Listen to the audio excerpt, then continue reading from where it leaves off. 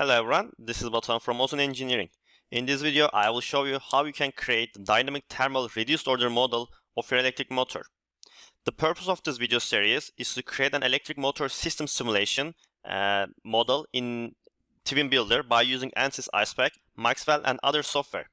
In the first part, I will show you how you can transfer your CFD model into the reduced order model to use in equivalent circuit to change the values and get the results within seconds again and again.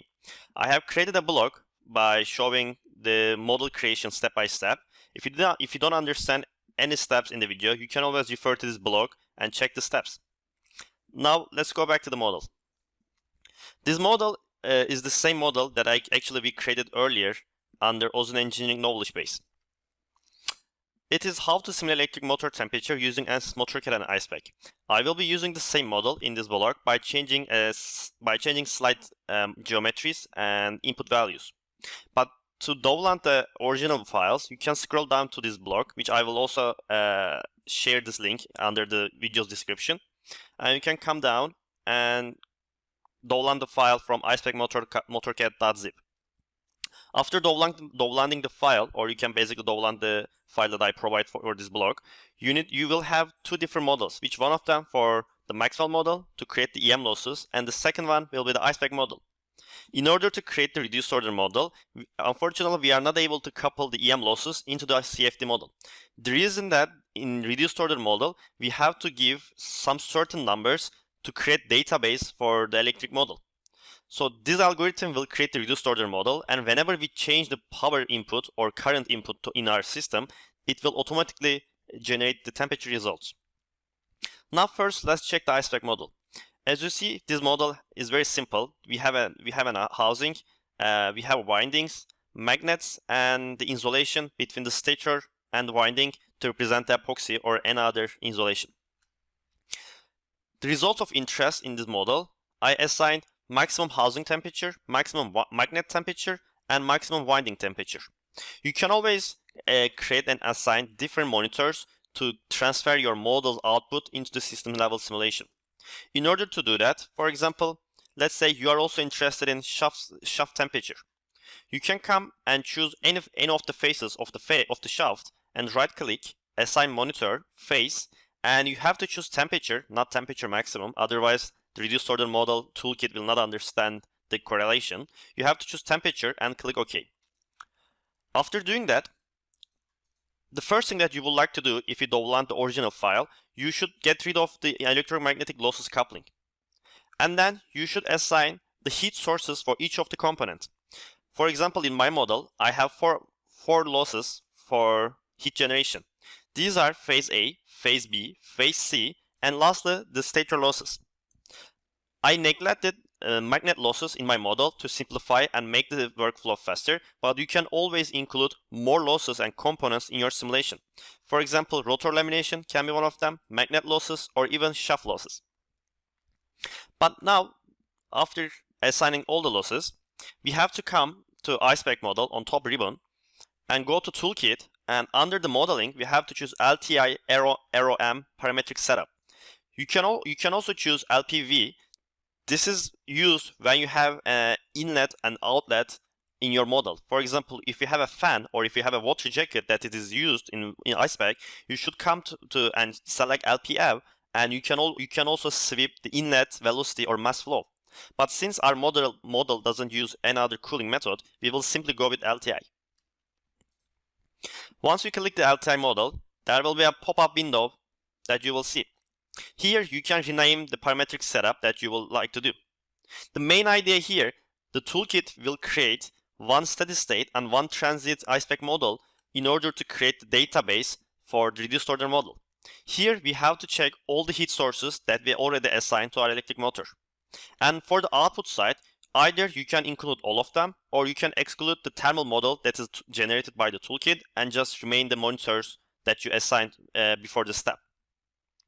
You should always remember that you need to create the steady state design and link with the transient step.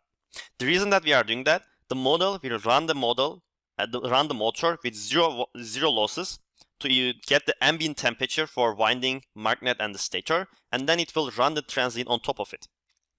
And the other critical parameter that we need to be careful at is the input object power. Here, as you see from the top left side, we have 4 main losses. These are phases and the stator losses. And we have only one bracket that we can fill in. And in order to estimate the maximum and the most critical points of the electric motor, we need to create the database based on the maximum power loss for each of the components. That means, for example, this motor generates 100 watts for the winding losses. We can also check this value from the Motor-CAD. We can run the model once, and it will create the losses within a second. Or you can also do the same thing in Maxwell. Since they are the same thing, this is faster. I use Motor-CAD. And as you see here, we have 118 watts on the winding losses. These are for 3 phases. That means for each phase, we have roughly 40 watts. And the stator iron loss is 73 watts. That means we have to put here minimum 73 to include the maximum loss generated by the stator. And the winding losses will also be included because we are using way above than it is actual value. To give some margin, I will give the input object power as 100. And number of tasks should be based on your license number. Either 2, 4, or if your computational time or your laptop or computer is not powerful enough, you can make it 1 and it will run the simulation one by one. And after doing that, you can create the setup and the toolkit will automatically generate one steady state model for your electric motor. And as you see, we have one steady state model here and we have transient model. And the toolkit generated a parametric setup ROM, parametric sweep, by using 100 watts for each of the components, and it will basically create the algorithm by collecting the results for each of these points. After doing that, you can basically come here and analyze this parametric sweep. After this parametric simulation is complete, there will be a notification under the message manager that will show you the location of the ROM generated by the toolkit. Since I already did this process, I don't want to spend my time, and I will go to Simpler or Twin Builder to show you how to use it. This is the model that I'm using, but let's create a new one to show you. Here you can come to Simpler, or if you want to use Twin Builder, you can come and go to the options, general options, and change the set targeted configurations to Twin Builder. And this will change your circuit level and system level as Twin Builder, and you will be able to include the other simulation from the other Ansys software to this system level circuit. Let's change the Twin Builder. And as you will also realize that the small icon on the bottom side of your window changed as TB from the AEDT. That means we are in the Twin Builder now. Now let's create one new Twin Builder project. Here we need to go to Twin Builder, and from the toolkit setup, we have to choose thermal model identification. And here there will be a response and input file location. Click Browse and find the folder that your ROM is generated by the toolkit in Icepak. After finding that, you need to change the number of inputs here and the outputs based on how many inputs and outputs you use in your Icepak.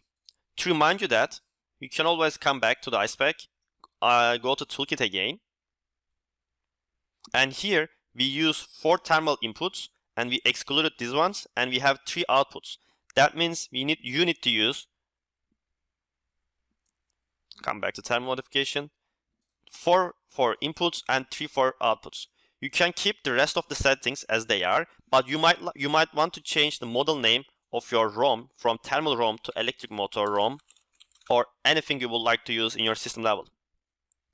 After generating it, you will have one block similar to shown in this Twin Builder system. This model has, as you see, 3 inputs and 5 outputs. First, how to use it. As you remember from the Icepak model, we are using the power losses for the input of this model. That means either we need to use directly power inputs, or we need to generate the power, calculate the power based on the current and the phase resistance we have in our system. First, let's go with the power input. Let's imagine each of our phases generate initially 35 watts and then they drop to 20 watts. And let's do the same thing for the rest of the phases here. I use step function to simulate these power inputs. And after completing it, you can come to analysis and change this end time to 1000 seconds and step time 1 second. And once you click the analyze button, you will see that the temperatures will appear on your plot. If you wonder how did I generate this plot, you can come on top of left button on the ribbon, draw, report and rectangular plot, and you can place the plot wherever you want on the circuit. And you can choose this thermal model outputs. If you don't see these thermal outputs in your plot settings, go to Twin Builder and choose output dialog, or in shortcut you can just go Ctrl Shift and O, and it will show one pop-up window.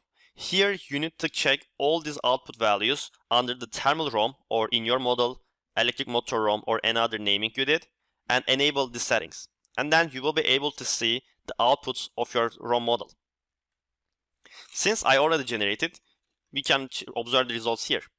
As you see, the black line shows the power input. It starts from 30 or 40 and drops to 20. And the results also show the same thing. Let's move the legend here to observe it. As you see, the system starts from 40 degrees and reaches 125 at 500 seconds.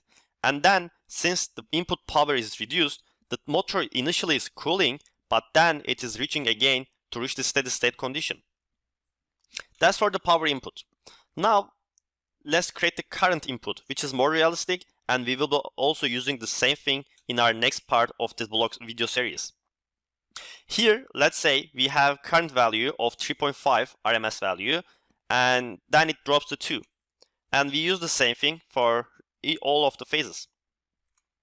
And we take the square of this current and multiply with the phase resistance of our winding. Here, the phase resistance is 3.1. You can also check this model. This is the default Motor-CAD model. Come to winding, and the phase resistance is 3.1 ohms. So we also use the same thing here for our current input model. And I basically copied and paste for the rest of the phases. Here now, the input is current and it is more realistic. Now let's run the simulation.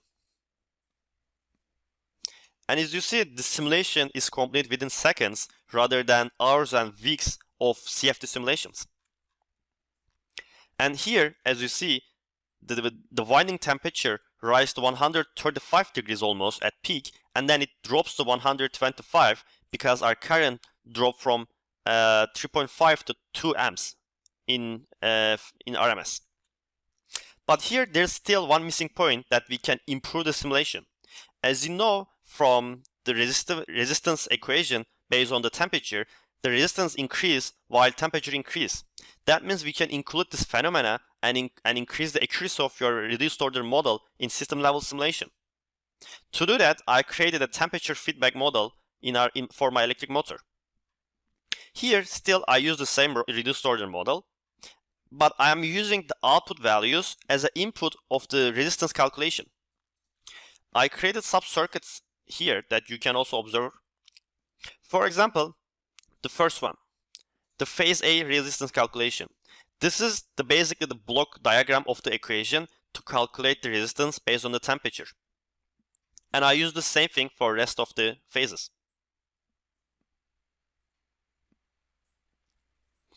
And the input of this block is the output of the phase A of the ROM. And as you see here, from P1 is the output of the thermal ROM dot output 1 underscore phase A, and same for phase B and phase C. Now we can run the model and compare the electric motor temperature results with resistance, temperature dependency, and default values. Now let's run the simulation.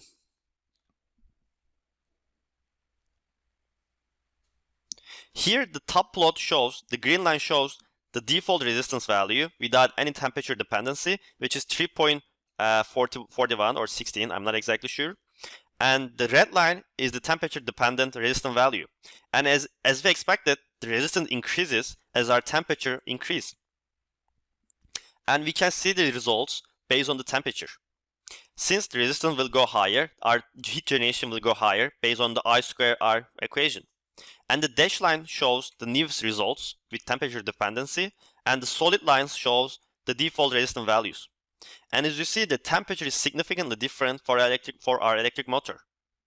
For the constant phase resistance, the phase windings reach 115-120 degrees Celsius, whereas the temperature dependent values reach 170-175 degrees Celsius winding values. Remember, these results always depend on the accuracy of your Icepak model. It is always better to create your Icepak model as accurate as possible and spend more time, and then once you complete it, the results will be generated within seconds for your system level simulation.